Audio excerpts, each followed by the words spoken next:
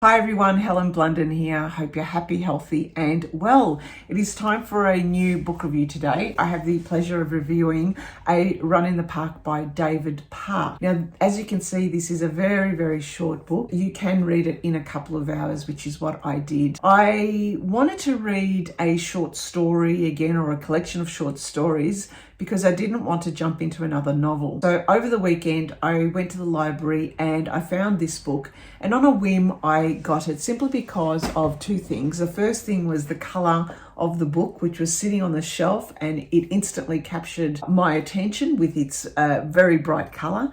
And also, secondly, the story about a run in the park. And it reminded me of the book Haruki Murakami, What We Talk About When We Talk About Running. And although I'm not a runner, I do like stories about running, because in the past, I also had to come to terms with my own, difficulties of doing this as a sport. So when I saw A Run in the Park, I thought, this might be a book that will be heartening. It would be something where I would empathize with the characters, something about community spirit, and sure enough it was. Now, David Park, I've not heard about this author, but reading the back blurb, he seems to have won a whole heap of different prizes for his writing, but that is not surprising. When you read the book and how he writes, it's just actually beautiful. It evokes some images in your head, you empathize and you're compassionate with the characters. And the writing brings up wonderful imagery, but also their deep human stories, and stories that we've all probably had at some part in our lives, or know people who are going through similar things. So when I read the first few pages of the book, I thought to myself, right, I have to go into the bedroom now, because I was in the lounge room where there was a lot of noise, and actually savor this book. I needed to savor the writing, because instantly within a few pages, I knew this was a book that was well worth enjoying and savoring. Okay, so David Park is a North Irish author from Belfast, which is surprising in itself, because I don't think I've read Irish authors, especially from Belfast. It's an interesting city, and I would highly recommend you go and visit there if you ever get a chance. Some years back, I had an opportunity to travel all around Northern Ireland, and it was just a fascinating place with its history. But he doesn't write about his history in this book. It is simply a group of strangers coming together to do the Couch to 5K program, the running program in the park. I was mentioning that David Park is an author from Belfast, and he says here that he did himself the Couch to 5K program, which is great. You'd kind of assume he would have done it if he's writing about it. But he's also won a lot of prizes, a lot of awards for his writing in different literature awards, and he was even shortlisted for the Irish Novel of the Year award 4 times. Lots of awards and prizes for his short stories, for his novels, and he's written many. I'm going to use this now and go and seek out some other books that he's written. If we have this to go by, I'm sure all the other books are going to be brilliant just as well. Okay, so what is A Run in the Park about? And if you're thinking, I'm not a runner, Helen, I'm not interested in running. Well, you don't have to be interested in running. If you're interested in human stories, then you're going to like this story. It is basically a group of people who don't know each other. They gather at the park by Pauline, their coach, and they go through the Couch to 5K program. Now, each of the characters have got a backstory, and they're going through some kind of trauma, some kind of loss, some kind of change, grief in their life, and they're using the opportunity to do the Couch to 5K to make some changes in their life. They really want to not change with regards to lose weight, even though that is an element of it. But I feel from this book, all they are doing is some kind of redemption, some kind of connection, some kind of doing something that would spiritually enhance them or give them back something that they had lost in their grief or their trauma or the loss that they've experienced. So the few characters we've got are Maurice, and Maurice has put on weight.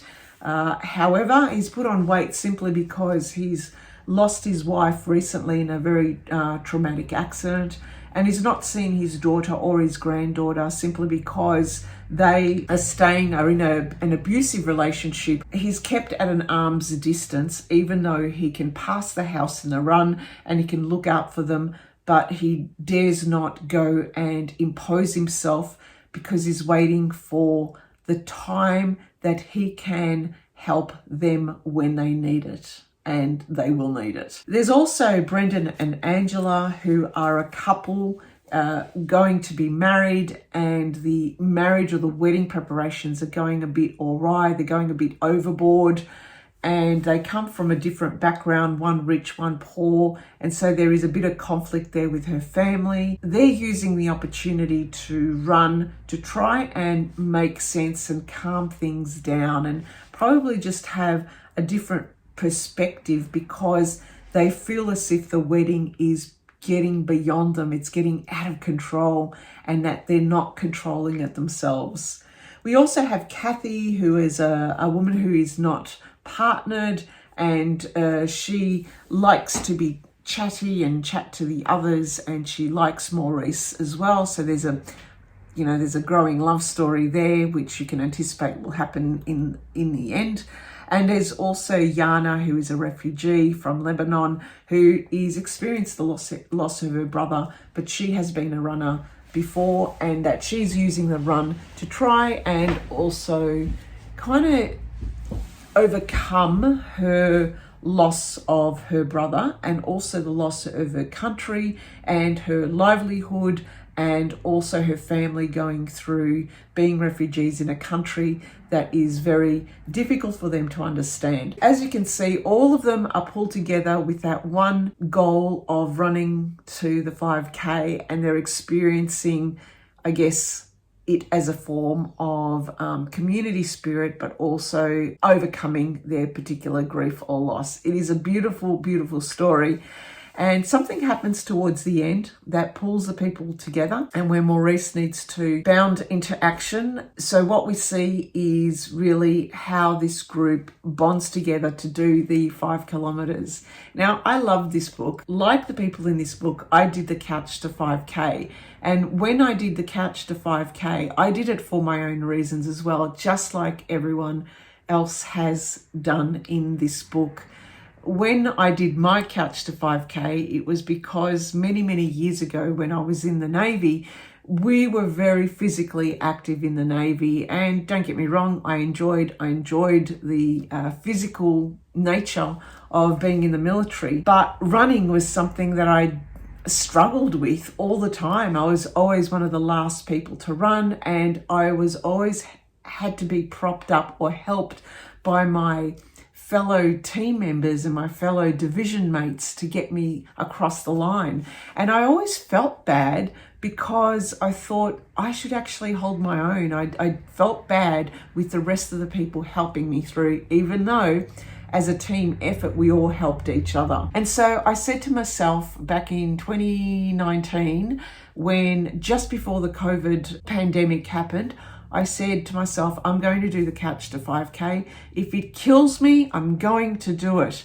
And sure enough, when the pandemic happened and they could only allow a certain period of time for us to go outside during lockdown, I used the opportunity of that time to do the Couch to 5K program.